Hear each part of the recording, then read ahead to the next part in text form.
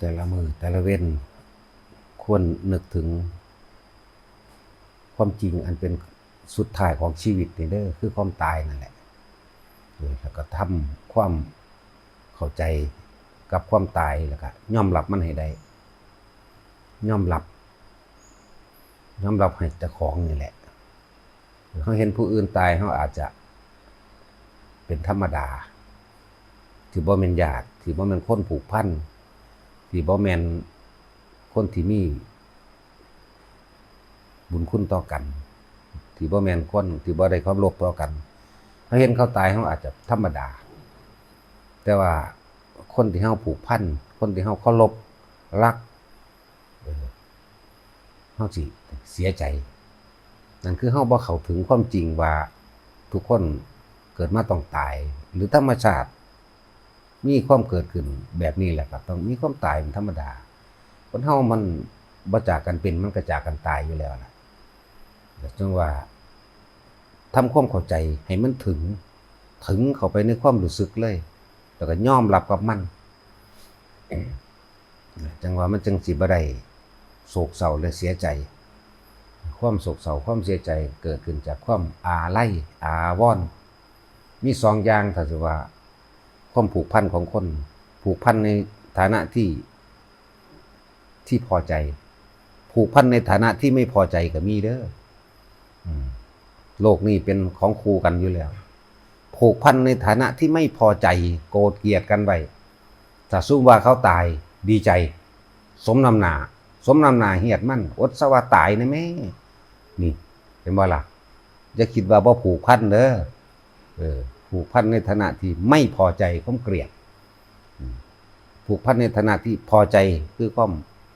เข้าใจกันหรือมีผลประโยชน์รวมกันก็ว่าไปนั่นแหละบ่ว่าคนที่รักหรือคนที่เกลียดตายเหมือนเดิมจังว่าทำความเข้าใจดีๆยอมรับให้มันได้ถ้าจะพูดถึงว่าธรรมของพระโสดาบันแปลว่าผู้ไม่ตกต่ำเป็นธรรมดาผู้กลับมาเกิดไปในอบายภูมิแต่จังมาแบ่งมาแยกออกว่าเป็น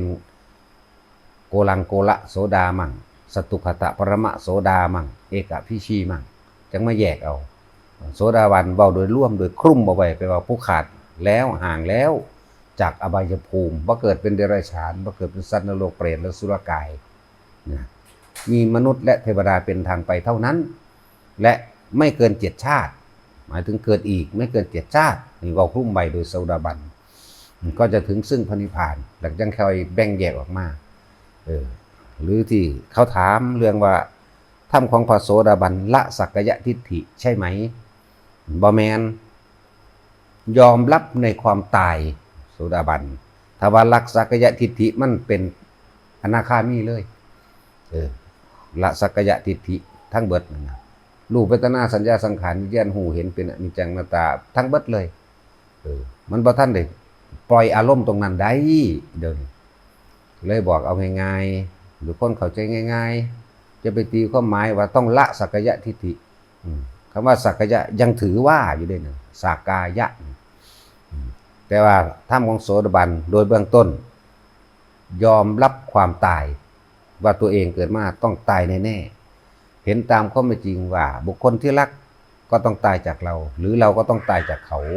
บุคคลที่เกลียดเราก็ต้องตายจากเขาเขาก็ต้องตายจากเราทั้งที่ไม่รักและไม่เกลียดต่างฝ่ายก็ต้องตายคือยอมรับความตายนี่เองแล้วนึกถึงความตายเป็นอารมณ์นี่ไหมมันก็ว่าถึงขันเป็นอารมณ์หรอกแต่ว่าเข้าใจเข้าถึงในความรู้สึกเพื่อเอิ้นว่านึกถึงความตายเป็นอารมณ์มั่งนั่นแหละคือมันยอมรับความตายนี่โดยเบื้องต้นนี่เว้าตามตำรานะหรือว่าสักกายทิฏฐิวิจิกิจฉาแปลว่าอย่างความลังเลสงสัยนี่มันก็คลุ้มไว้ซื่อๆเขาว่าไม่สงสัยในคำสอนพุทธเจ้านี่ก็เป็นแค่ย่อยแยกย่อยเด้นะว่าท่านได้เป็นตัวตรงที่คลุ้มไว้โดยบ่มีขอตกเถียงเบาอีหยังมากกับช่างร่วมอยู่ในคำว่าสัตว์โลกเป็นไปตามกรรมทุกสิ่งทุกอย่างเป็นไปตามความจริงไม่สงสัยเรื่องของกรรมเนี่ยเชื่อมั่นในธรรมเชื่อมั่นในความจริงนี่ต่างหากคลุ้มไว้เบิดแล้ว กับไม่สงสัยในคำสอนพระเจ้าก็ถูกเนี่ยมันก็อยู่ในข้อนี่แล้วไม่สงสัยเรื่องของกรรมบ่สงสัยเรื่องของธรรมก็ว่าสัตว์โลกเป็นไปตามกรรมก็ว่านี่มันก็คุ้มอยู่ให้ตัวนี้แล้วไม่สงสัยธรรมใดๆความจริงใดๆไม่ใช่ความเชื่อแต่เป็นความจริงเนี่ยอันที่สองมันศีลพจตุปรามาสว่าหลักสูตรเขียนไว้ว่าศีลสิบริสุทธิ์มั่งไม่บริสุทธิ์มั่งมันบ่แมนรูปคำศีลว่าสั่นบ่แมนศีลบริสุทธิ์แต่เริ่มต้นแรกเลยคือไม่มีความคิดในการเบียดเบียนทำร้ายให้ผู้ใดผู้หนึ่งสิ่งและทรัพย์สินทั้งคนและสัตว์ทั้งมนุษย์และอมนุษย์บ่มีความคิดเลยเด้มันบ่มีเลยแหมมันลืมไปเลยอันเรื่องว่าสิไปหาตีหาฆ่าหาลักคนมันบ่มีแต่ว่าคำเว้าต้องอธิบายแบบนี้มันก็เลยต้องได้เว้าแบบนี้ถ้าบ่ยกสมมุติขึ้นมาเว้ามันบ่เข้าใจดอกเพราะว่ามันบ่มีความคิดเลยในการที่ไปทำลายเบียดเบียนฉะนั้นบ่ว่าสิอริยะขันธ์ใดก็ช่างก็ว่าจิตปกติศีลปกติหรือความบริสุทธิ์อันนี้เสมอกันเบิดทุกขันธ์บ่ว่าสิโสดาจนอรหันต์บริสุทธิ์เรียกว่าบริสุทธิ์เรียกว่าปกติก็ว่าปกติคือใจมันบ่คิดปรุงแต่งว่าสิไปตีไปฆ่าไผแหมปกติแหมเรียกว่าปกติและพระโสดาบัน3อย่างนี่ยอมรับความตายบ่ว่าของผู้อื่นบ่ว่าของเจ้าของเองยอมรับมันเลยบ่มีความโศกเศร้าปานใดมีอยู่หังบ่ยาวนานดอกโกรธมีบ่มีแต่ว่าหังสั่นลงบ่มีปฏิฆะอาฆาตต่อไปอยู่ศูนย์ขึ้นอยู่โมโหอยู่ตัดลงกามราคะมีบ่มีอื่นว่าทำโสดาบันเอาแค่3ข้อนั่นแหละว่ายอมรับความตายแบบบ่สงสัยเข้าใจยอมรับคนที่เฮาหักตายมันสิสะเทือนเข้ามาเป็นธรรมดาของสัตว์โลกเป็นธรรมดาของสิ่งทั้งหลายทั้งปวงซึ่งในซึ่งเกิดเป็นธรรมดาซึ่งก็ตายเป็นธรรมดายอมรับบุคคลที่เกลียดก็เหมือนกันเนี่ยส่วนมากเฮาสิเว้าเอาแต่บุคคลที่รักว่าบุคคลที่เกลียดนั่นเลยคนเฮามันเกิดมาเพราะความถ้ามีความรักแล้วก็มีความเกลียดมีความพอใจแล้วก็มีความไม่พอใจนั่นแหละสั่นนั่นแหละแล้วก็ศีลนี่บริสุทธิ์เลยบ่แม่นอันรูปคำศีลบ่แม่นแบบนั้นเขาก็แปลไปตามไวยากรณ์มันซื่อๆดอกแต่เฮาแปลตามความรู้สึกเลยแปลตามความรู้สึกอันนี้เอาความรู้สึกออกมาเป็นคำเว้านั่นแหละศีลบริสุทธิ์ยอมรับความตายเป็นธรรมดาบ่สงสัยเรื่องของกรรมนี่บ่แม่นบ่สงสัยเรื่องคำสอนพุทธเจ้านี่เป็นแยกย่อยพุทธเจ้าก็สอนเรื่องกรรมอยู่แล้วก็บ่สงสัยก็ถูกร่วมอยู่ในนี่ทั้งหมดนั่นแหละก็ผิดนั่นแหละจังว่าพวกเฮานั่นเว้าอย่างนึงว่าภาษาเกิดมาหากินซ้ำตายอย่าหลงไหลอย่าลุ่มหลงในเกียรติยศชื่อเสียงล่ะหลายเด้อคำสรรเสริญคนมักย่องเด้คนมักย่องว่าเจ้าเก่งเนาะมักย่องว่าเจ้าได้ยศนั่นยศดีเนาะยกย่องว่าเจ้าเป็นคนดีเนาะอันคนเลวมันบ่เอาอันนี้เลวๆมันก็มีอยู่ในคนเดียวกันอยู่แล้วนั่นแหละมันมีอยู่2อย่างในตัวคนผู้หนึ่งอยู่แล้วในใจของผู้นั้นอยู่แล้วดีกับเลวก็อยู่นำกันพอใจกับบ่พอใจก็อยู่นำกันนั่นแหละคนเมามันมักย่องเด้อจะไปให้เข้าใจถ้าถูกใจเขาได้ผลประโยชน์เขาก็ย่องถ้าไม่ถูกใจเขาไม่ได้ผลประโยชน์เขาก็ด่าไม่เท่านี้นั่นแหละควรให้รู้ท่านให้ไวความคิดเท่านั้นต่อคำสรรเสริญและนินทาแต่คนที่มีธรรมเท่านั้นเด้ยังสิเข้าใจสิ่งเหล่านี้คนที่มีความจริงคำว่าธรรมคนที่ศึกษาคำสอนพุทธเจ้าคนที่เข้าถึงความจริงคนที่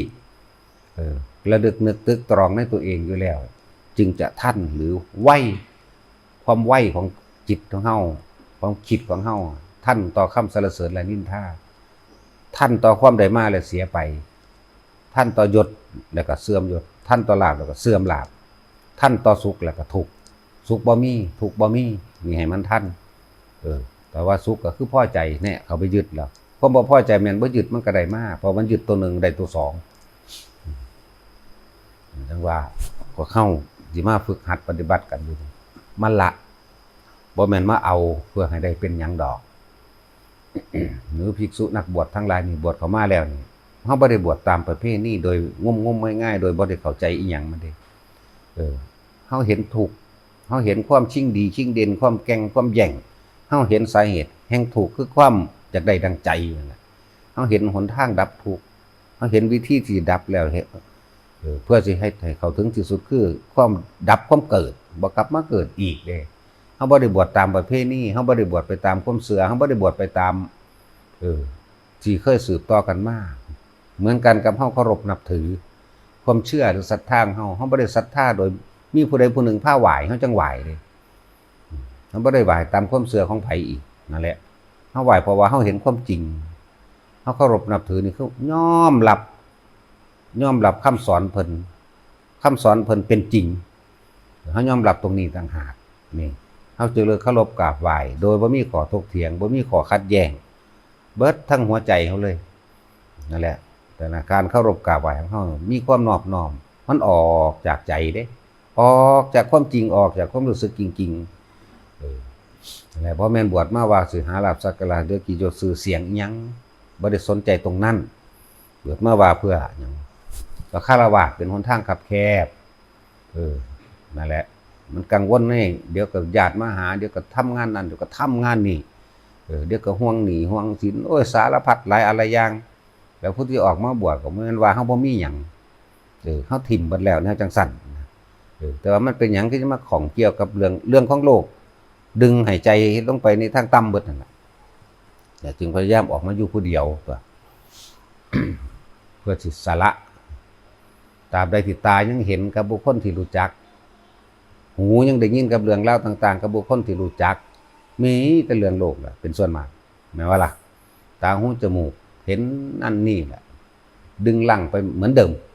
แต่จึงเอาตัวเองออกมาอยู่น้ำปลาน้ำเขาเอาตัวเองออกมาอยู่แล้วเพื่อหาเครื่องอยู่ปุถุชนคนทั้งหลายอยู่กับความอยากตื่นขึ้นภาพพุ่นทำงานนั่นทำงานนี่มนุษย์เงินเดือนก็คิดถึงเงินเดือนพวกทำงานมีเงินเดือนก็ดีประเภทว่าข้าราชการจังซี่ก็คิดถึงเงินเดือนกับคิดถึงผลประโยชน์ได้ความเห็นแก่ตัวคิดถึงตาเจียวยศถาบรรดาศักดิ์ไปข่มเหงไปรังแกเอาเขาคิดถึงตะสิ่งที่ตัวเองที่ได้ไปเป็นหนี้ไว้ดาวรถไว้แพงๆหรือส่งลูกเรียนเมืองนอกจังซี่คิดความตัวเห็นแก่ตัวนั่นแหละปุถุชนทั้งหลายเป็นทั้งสั้นจังว่าเฮาเห็นความเห็นแก่ตัวทั้งของตนมันก็ไม่ต่างกับคนอื่นเฮาจึงเห็นสาเหตุนี่เองความเห็นแก่ตัวนี่เองที่ให้คนดิ้นรนคนขวายทำลายและทำลายซึ่งกันและกันเพื่อให้ได้ในสิ่งตัวเองปรารถนาฆ่าคนก็ได้ฆ่าสัตว์ก็ได้ลักนั้นได้ทั้งนั้นเฮาเห็นโทษทั้งตัวนี้ต่างหากนี่คือสาเหตุของมันคือความอยากนี่เองเฮาจึงถอนตัวเองออกมาและจังว่าตราบใดเท่ายังคุกขี้คนรู้จักอยู่ดึงลงไปทางต่ำแหละบ่เว้าเรื่องไห้หน้าเว้าเรื่องหมู่พวกเรื่องหาอยู่หากินเว้าเรื่องรวยสารพัดเว้าเรื่องอีนั่นงามบักนี่งามเว้าไปมันสิดึงไปทางนั้นแหละบ่เป็นหนทางออกจากทุกข์บ่เป็นหนทางออกจากความเวียนว่ายตายเกิดแต่จังว่าฟังไว้ดีๆเด้อคำว่ามิจฉาทิฏฐิกับสัมมาทิฏฐิถ้าตั้งจิตถูกนะเป็นผู้มีชัยชนะเกิน 50% หมายถึงว่าเห็นตามความเป็นจริงเรียกว่าสัมมาทิฏฐิถ้าจิตที่ตั้งเอาไว้ถูกแล้วเนี่ยมีชัยเกิน50แล้วมันจะเห็นแต่ความจริงไม่ใช่ความเชื่อถ้าตั้งจิตผิดแพ้เลย50เหมือนกันตั้งจิตผิดคือไม่ได้เห็นตามความเป็นจริงนั่นแหละไม่ได้เห็นตามความเป็นจริงแต่สิเอามาเทียบอีกคนก็ว่าคำว่าวิจิกิจฉาแปลว่าลังเลสงสัยนี่บัดนี้ถ้าเป็นสัมมาทิฏฐิแล้วบ่มีความลังเลสงสัยตามความจริงเลยตามความว่าสัตว์โลกเกิดสัตว์โลกตายเลยสิ่งใดสิ่งหนึ่งเกิดเป็นธรรมดาสิ่งดับเป็นธรรมดาเลยบ่มีความลังเลสงสัยนี่ก็เป็นสัมมาทิฏฐิอันหนึ่งสัตว์โลกย่อมเป็นไปตามกรรมคือการกระทำอันโดยจิตเจตนาต่างของคิดขึ้นเป็นต้นแรกบัดนี้ถ้าเฮาคิดผิดไปยังไงจมลงไปเหมือนกันกับคนเฮาทำผิดเพียงแค่ชาติเดียวแต่อาจจะไปรับทุกโทษทันบาปกรรม ต่างๆอีกนับประมาณชาติไม่ได้อาจจะเป็นล้านชาติล้านโกฏชาติเลยนับไปเป็นกลับเป็นกันเป็นอสงไขยไปเลยนี่ทำผิดเพียงแค่ชาติเดียวด้วยจากเวลาและจังว่ามีความสำคัญเด้อ ในความเห็นนี่คือนึกว่าสำคัญที่ความเห็นบอกสัมมาทิฏฐิคือความเห็นตามความเป็นจริงไม่ได้เห็นไปตามความเชื่อและต้องว่าให้เลือกเฟ้นเอาเด้อถือมองถือที่แล้วไปได้จนถึงนิพพานได้ถ้าพิษแล้วจมลงมาหาอเวกีเหมือนกันเป็นสั้นแหละเขาเชื่อว่าสัตว์โลกเป็นไปตามกรรมจังไดเขาไม่ได้เชื่อได้อันเกี่ยวกับว่าเป็นไปตามคำทำนายที่โลกเขาทำนายกันว่ามันย่านเด้ที่บอกให้อันคำทำนายนะหมอดูกับหมอเดามันบ่ล่ะบ่ได้เป็นไปตามว่ามีสิ่งศักดิ์สิทธิ์สิดลบันดาลเป็นไปตามคนให้พรบ่ได้เป็นเด้บ่ได้เป็นไปตามคนสาปแช่งเด้นี่เฮาบ่ได้สนใจตรงนี้นี่แหละเห็นว่าเป็นไปตามสิ่งที่ตัวเองคิดเป็นไปตามสิ่งที่ตัวเองกระทำนะจังหากแล้วก็เป็นไปตามความจริงอีกถ้าบ่มีธรรมะพระพุทธเจ้าเราจะไม่รู้อะไรเลยเข้าใจบ่ล่ะธรรมะพระพุทธเจ้าถ้าเปรียบแล้วเป็นนึกว่าเผ่าพันธุ์แห่งดวงอาทิตย์ให้แสงสว่างเสมอกันเบิดจึงเรียกว่าธรรมนี่เป็นของโลกเป็นของสัตว์โลกบ่มีแบ่งบ่มีแยกผู้ใดนำความจริงอันนี้เข้าไปฝึกปฏิบัติถึงนิพพานเหมือนกันบ่เกี่ยวกับศาสนาอีกเรียกว่าธรรมนะบ่ได้เกี่ยวบ่ได้ห้ามศาสนาพุทธคริสต์อิสลามพุทธคริสต์อิสลามสิถือผีก็ถืออันเดียวกันนั่นแหละคือการขอร้องอ้อนวอนสวดมนต์ขอถือพิธีกรรมต่างๆเพื่อจะแก้ให้ตัวเองอยู่ดีมีสุขไปจังสินั่นแหละคือความเห็นผิดคนในพุทธกับสิไปต่างบางใดเพราะว่ามิจฉาทิฏฐิมันก็ความเห็นผิดมันก็อยู่ได้นำทุกคนบ่ได้เกี่ยวกับว่าอยู่ในศาสนาใดศาสนาหนึ่งธรรมะคือความจริงจังซั่นมันบ่แบ่งแยกเด้เกิดมาก็เจ็บไข้ได้ป่วยเหมือนกันบ่แบ่งแยกได้ว่าอันอื่นบ่ป่วยเด้อป่วยเหมือนกันบุคคลที่รักตายห้องไห้เสียใจเหมือนกันหิวร้อนหนาวเหมือนกันไหมนี่ไหมนี่แหละเอิ้นว่าธรรมะไหมบ่ได้แบ่งแยกเด้บ่ได้เกี่ยวกับว่าศาสนาใดเด้สัตว์ก็เหมือนกันพรากมันแม่ลูกงัวลูกควายไห้น้ำกันง่ายแง่คือกันแม่นบ่ล่ะแล้วก็สั้นตัวมันก็มีความรู้สึกเดียวกันนั่นแหละถึงว่าพวกเฮาควรสำนึกระลึกถึงความตายเอาไว้มั่งวันหนึ่งเราต้องจากกันเขาบ่จากเราก็ต้องจากเขาบ่จากเป็นก็บ่ต้องจากตายแต่ว่าก่อนมันสิตายควรทำความเข้าใจกับตัวเองให้ยิ่งให้เห็นตามความเป็นจริงว่าเรานี่เกิดมาทุกข์เพราะอะไรเนี่ยเห็นเขามาเกิดมาเนี่ยถ้ามาหากินนี่ทุกข์เพราะว่าอย่างตัณหาอุปาทานกามราคะบ่ความดักใดดีมีเป็นบ่หรือความบ่เห็นความจริงเนี่ยคนมันเข้ามาในตนเองนั่นแหละจังว่าเวลาเฮาย่างไปธรรมดาเนี่ยเรียกว่าธรรมะวิจจะเลือกเฟ้นธรรมหรือพิจารณาธรรมก็ได้เวลาเฮามีเวลาเดินจงกรมก็เดินทำจิตให้ตั้งมั่นซะนั่งจิตตั้งมั่นซะยืนจิตตั้งมั่นซะหรือนอนทำให้จิตตั้งมั่นนอนสมาธิเดินสมาธิยืนสมาธิแปลว่าจิตตั้งมั่นบ่ได้เป็นท่าจะเอาท่าไหนก็ได้ทั้งนั้นบ่ได้ยืนยันบ่ได้ผูกขาดได้ทั้งนั้นและจึงบอกคนให้หาที่อยู่แห่งใจเรียกว่าทรงฌานเจริญฌานหรือทำสมาธิเพื่อให้เกิดจิตตั้งมั่นเมื่อมันตั้งมั่นมันมีกำลังแล้วมันจึงจะเห็นความคิดเจ้าของเห็นสิ่งต่างๆที่มันเปลี่ยนไปว่ามันเป็นของบ่จีรังอย่างยืนบ่ว่ามันเดินทางเข้าสู่ความเสื่อมสลายแตกดับหรือตายบ่เห็นตัวนี้ตั้งหากก็น้อมเข้ามาแม้ตัวเราก็จะเป็นเช่นนั้นได้บ่เนี่ยมันก็ยอมรับไปเลยผู้ใดเป็นผู้ใดตายมันจะเอาทุกข์มาจากไสมันบ่นึกมันบ่ปรุงมันบ่แต่งของมันยอมรับเป็นธรรมดาเป็นแค่คำเว้าที่ตอบโต้กันซื่อนั่นแหละเอาพอละ